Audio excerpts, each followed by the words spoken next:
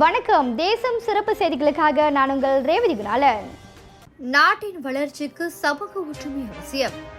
சமூக ஒற்றுமை என்பது ஒரு சமூகத்தில் உள்ள பல்வேறு இனங்கள், மொழிகள் மற்றும் மதங்கள் கொண்ட மக்கள் ஒன்றாக வாழ்வதற்கான ஒரு முக்கிய காரணியாகும்.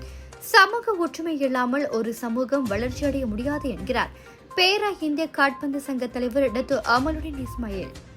சமூக ஒற்றுமையை வலுப்படுத்த பரஸ்பர மரியாதை, பல்வேறு இனங்கள், மொழிகள் மற்றும் மதங்கள் கொண்ட மக்களை மரியாதை செய்வது, பல்வேறு இனங்களுக்கிடையே தொடர்புடைய ஏற்படுத்துவது மற்றும் பரிமாற்றங்களை ஊக்குவிப்பது அவசியம் என்கிறார். டாக்டர் அமலுடன் ஏபோவில் உள்ள தமது இல்லத்தில் நடத்திய திறந்திகள் உபசரிப்பில் செய்தியாளரிடம் இதனை தெரிவித்தார். அஸ்ஸலாமு அலைக்கும். நான் இன்றைக்கி இந்த வருஷத்தில் 2026 எல்லா இந்தியன் முஸ்லீம், எல்லா மலேசியாவில் இருக்கவங்களுக்கெல்லாம் பெருநாள் வாழ்த்துக்கள் சொல்கிறேன்.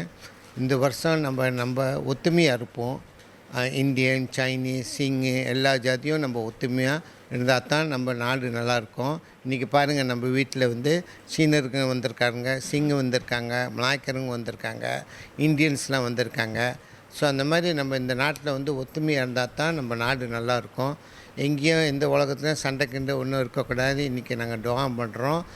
எல்லா உலகமும் நல்லா இருக்கணும், சந்தோஷமாக இருப்போம். இந்த 2026 நல்லா இருக்கணும்னு சந்தோஷமாக நாங்கள் துஆ பண்ணுறோம். ரொம்ப நன்றி. இஸ்லாமா ஹரிராய் ஐடில் ஃபித்ரி மாவ் ஜெயல் பத்தி. சமாதானம் மற்றும் ஸ்திரத்தன்மை சமூக ஒற்றுமை சமாதானம் மற்றும் ஸ்திரத்தன்மையை ஏற்படுத்தும். சமூக ஒற்றுமை சமூகத்தின் வளர்ச்சிக்கு உதவும் எனவும் அவர் தெரிவித்தார். இத்துடன் இன்றைய செய்திகள் நிறைவடைகின்றன. மேலும் பல ஆன்மீக செய்திகளை தெரிந்து கொள்ள தேசம் டிவி மலேசியா யூடியூப், டிக்டாக் மற்றும் இதர சமூக வலைத்தளங்களை பின்தொடருங்கள். உங்களிடமிருந்து விடைபெறுவது நான் உங்கள் ரேவதி குணாலன். மக்களோடு தேசம், தேசத்தோடு மக்கள். நன்றி, வணக்கம். ஒரு வீட்டுக்கு ஒரு பட்டதாரி எனும் நிலை போய் ஒரு வீட்டுக்கு பல மருத்துவர்களை உருவாக்கும் நடவடிக்கையில் இறங்கியுள்ளது எய்ம்ஸ் பல்கலைக்கழகம். இந்திய மாணவர்களின் எதிர்காலத்திற்கு அடித்தளம் அமைக்கும் எய்ம்ஸ் பல்கலைக்கழகம் MIED வழி மாணவர்களின் பொருளாதார பிரச்சனையை கல்வி உபகார சம்பளம், கல்வி கடனுதவி மூலம் தீர்த்து வைக்கிறது. எய்ம்ஸ் பல்கலைக்கழகம் தரத்தில் உயர்ந்தது, போதனைகள் சிறந்தது, மாணவர்களுக்கு நிலையானது. இன்றைய நாடுகள் எய்ம்ஸ் பல்கலைக்கழகம்.